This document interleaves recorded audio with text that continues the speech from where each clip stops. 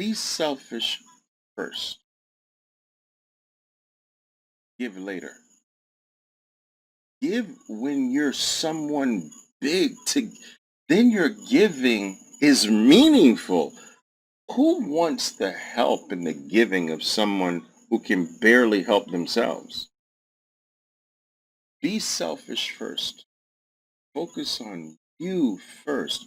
Focus on becoming someone who can give in a meaningful way later. But before that, forget everybody else. You, you, build you, improve you. That's my philosophy. Improve you, build you, forget everyone, ignore everyone else. It's all about you.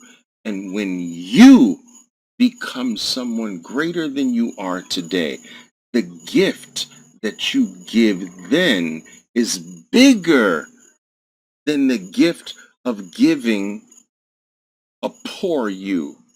Who wants the help of a poor you? Who needs that? No, the help of a richer you, the help of a greater you is more important than giving your help when you can't even help yourself. Do you understand what I'm saying though? Does that make sense? What do I sound like? Do I sound like an asshole? Diego says, yeah, need to fill your cup first. My cup runneth over. Until your cup is running over, that's a religious thing, right? My cup runneth over. Until your cup starts spilling all over. How are you going to give and your cup is half empty? Who wants that help? I don't want that kind of help. You can't even help yourself. No, when your cup is running over,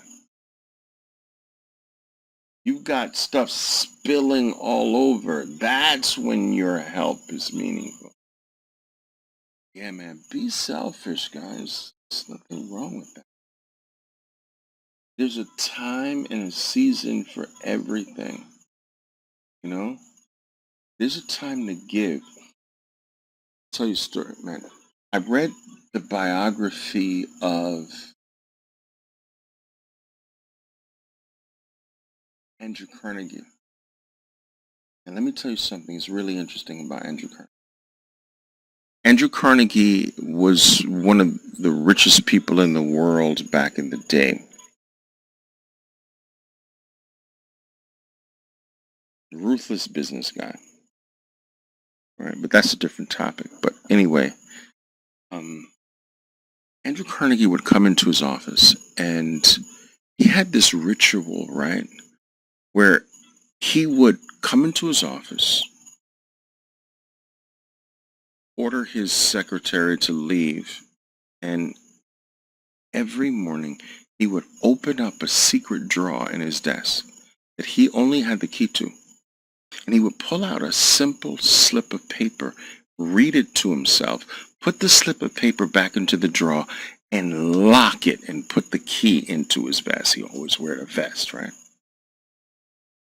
Back in the day, a vest. He did this for like 40 plus years.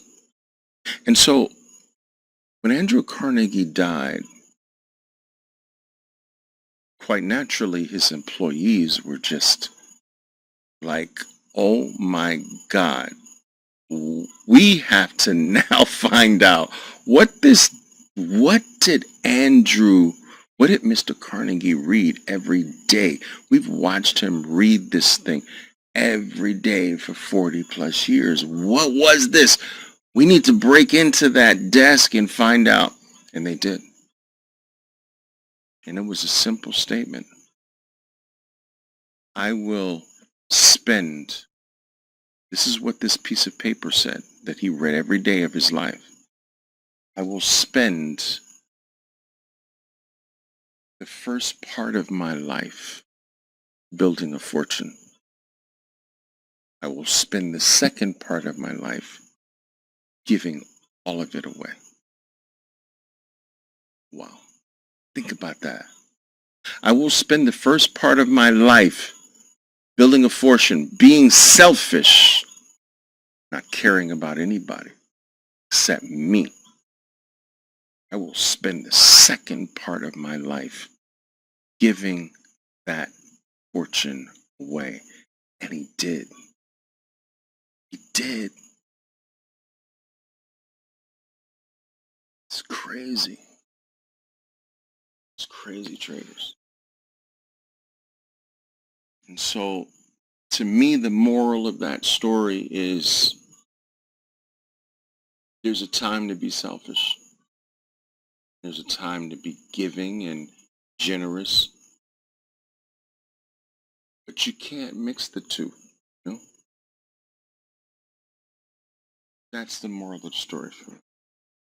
Just the way I think about things, Crazy.